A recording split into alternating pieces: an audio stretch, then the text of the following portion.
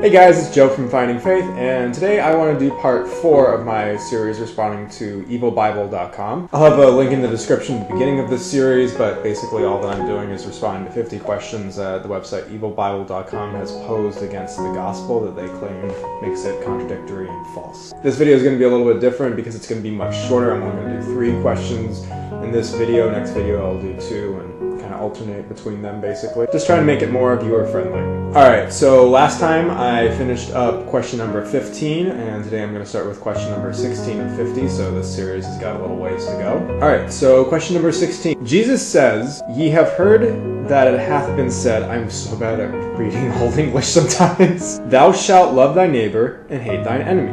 Matthew 5:43. This statement does not exist in the OT either. OT means Old Testament in this case, not occupational therapist like what I want to become and will soon become.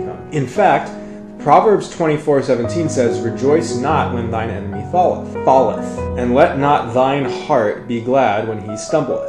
They're right. It doesn't say that in the Old Testament. Jesus is not quoting the Old Testament. What Jesus is quoting is Pharisaical laws that were put in place after the Old Testament. Typically speaking, when Jesus Christ is quoting the Old Testament, he will say, "It is written," not "ye have heard it said." The Pharisees had made up a bunch of laws that they said the people could follow that go kind of against the laws of God, and this is one of them. So evilbible.com technically isn't wrong. Jesus isn't quoting the Old Testament because it doesn't say that in the Old Testament. They're right. He's quoting what the Pharisees had to say. So that's a pretty simple one right there. Okay, next one. Jesus is reported to say, "The law and the prophets were until John. Since that time the kingdom of God is preached, and every man presseth into it." Luke 16:16. Certainly every man is not pressing to enter the kingdom of God.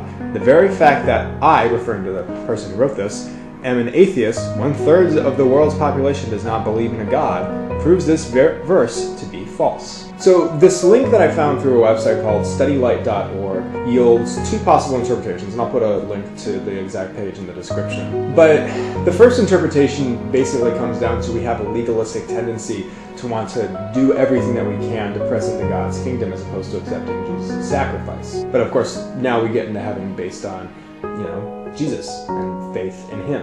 The other possibility that this site puts forth is that everyone is just referring to many. Now, I'm not privy to the second answer, and the first one I don't think is necessarily wrong, but I don't think it's fully complete. Because even though 1/3 of the world's population approximately is atheists, including the people at this website, evilbible.com, everyone still wants what's best for themselves. Everyone still is pressing for the best. Whether or not you've accepted that the God of the Bible, the God of the universe, the one true and living God is what's best, you're still pressing into what you think is best. You may be pressing into an idol, you may be pressing into yourself or a false God, but everyone puts their time and investment in something, into what they think will genuinely be what's best for them.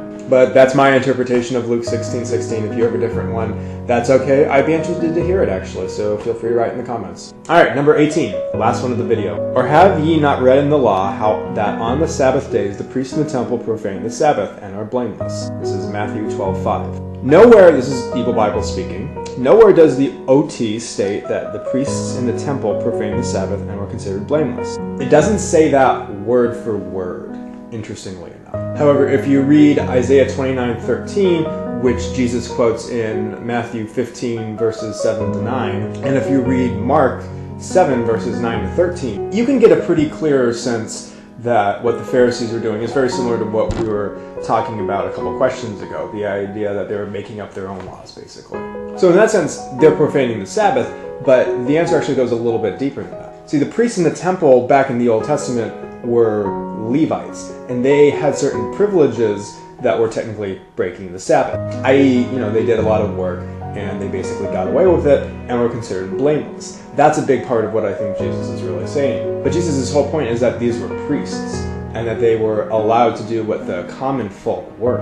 So he's making a point about legalism and false religion that the Pharisees are bringing against him and his disciples. Another good one to check out is Matthew 23 verses 18 to 22. That'll kind of help you to understand a little bit how the Pharisees were living by their own laws and encouraging people to do the same. I'm still emailing evilbible.com. They have yet to respond to me, and that could be just because the website's down, or it could be because they don't want anything to do with me. But in any case, I hope that this is just really helping enhance your guys' understanding of what's written in God's Word, particularly about Jesus, and to really see how everything flows much more than we could have. That's all I got for today's video, guys. Thank you so much for watching. I hope this has helped to clear up some of your guys' questions regarding what's written in the Gospels and see how everything actually does make sense once you take a more holistic and open-minded view of things. Please remember to subscribe to my channel. Go ahead, like, comment, share my videos.